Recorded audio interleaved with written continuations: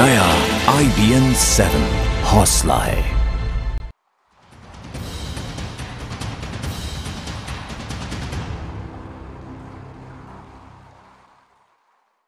Bulletin में आपका स्वागत है। मैं हूं प्रशांत चरहे। शुरुआत करते हैं मौसम से जुड़ी खबरों से। देश के अलग अलग हिस्सों में मौसम कहर बरपा रहा है और हम आपको दिखा रहे हैं ऐसी कुछ तस्वीरें। देश के 6 अलग अलग शहरों की ये तस्वीरें हैं। कश्मीर घाटी में भारी बर्फबारी हो रही है। गुलमर्ग की वादियां 8 फीट की बर्फ की चादर से ढक गई हैं। मथुरा में ओले की मार से किसानों की फसल चौपट हो गई है। गाड़ियों को भी यहां काफी नुकसान पहुंचा है। उधर कन्नौज में आंधी के साथ हुई बारिश से जनजीवन पूरी तरह से अस्त व्यस्त हो गया। डलहौजी में बेमौसम बारिश ने सैलानियों की आवाजाही को कम कर दिया है।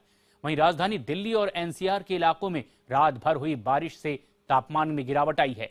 पिंक सिटी जयपुर में भी बारिश की वजह से सड़कों पर जल जमाव की स्थिति देखने को मिली। वाहनों की रफ्तार पर भी इसका असर पड़ा। इन खबरों पर करेंगे विस्तार से बात, लेकिन सबसे पहले बात जम्मू कश्मीर की।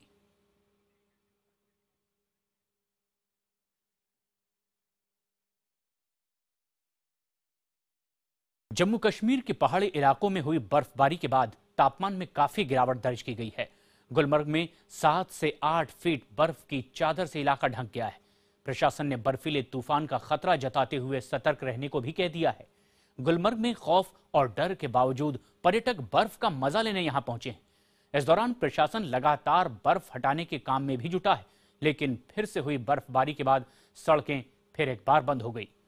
इससे जम्मू श्रीनगर हाईवे लगातार तीसरे दिन भी बंद रहा। वहीं 2000 ट्रक भी रास्ते में ही फंसे हुए हैं। ट्रकों के रास्ते में फंसे होने से घाटी में खाने की चीजें टाइम पर नहीं पहुंच रही है और एक भारी मुश्किल लोगों को पेश आ रही है।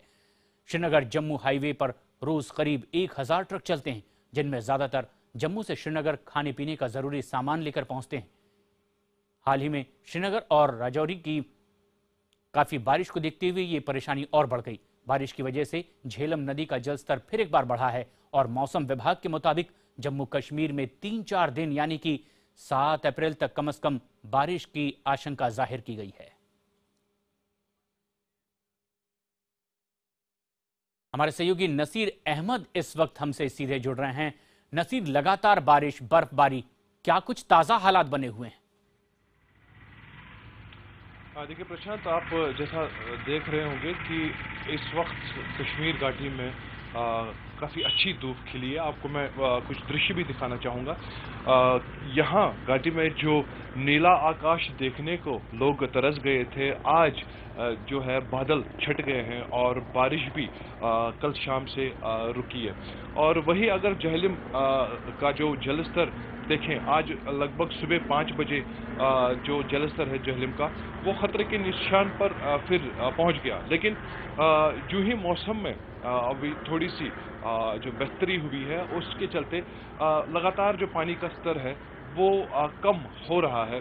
और आज जो हम देख रहे हैं घाटी में जो स्कूल है, दुकानें हैं और गवर्नमेंट ऑफिसेज, प्राइवेट ऑफिसेज जो है, उन्होंने काम करना फिर से शुरू कर दिया है। तो और पूरा अगर देखें हम कश्मीर घाटी में आज जो मौसम है वो खुल गया है और जो आम जनजीवन है जो पिछले 1 हफ्ते से जिस पर असर पड़ा था वो अब ठीक होने लग गया है।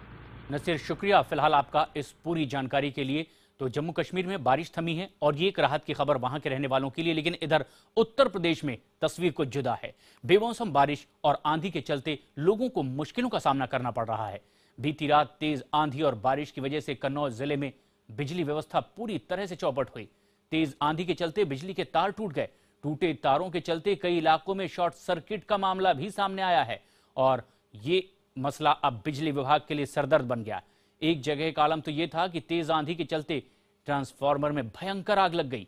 आग लगने की खबर मिलने के बाद दमकल विभाग की 2 गाड़ियां मौके पर पहुंची और बड़ी मशक्कत के बाद इस आग पर काबू पाया जा सका। आग पर काबू पाने में देरी होती तो और बड़ा हादसा भी हो सकता था।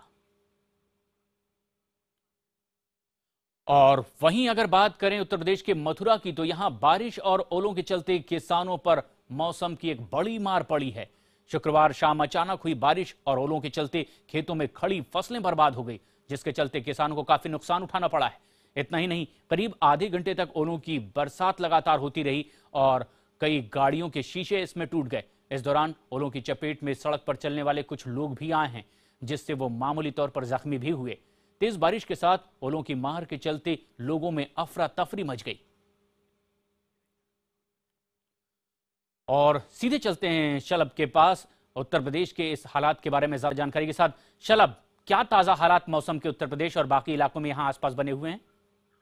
देखिए, तेज आंधी चली है, रात में भी चली है, तमाम इलाकों में ओले गिरे हैं। मथुरा में काफी ओले गिरे हैं, जिसके चलते वहाँ पर फसल को काफी नुकसान पहुंचा है। इसके अलावा तमाम इलाकों में अभी भी तेज हवाएं चल रही है, जिसके चलते जो आम की फसल है उसको नुकसान पहुंचने का अंदेशा है। साथ में जो गेहूं है उसको भी नुकसान पहुंचने का अंदेशा है।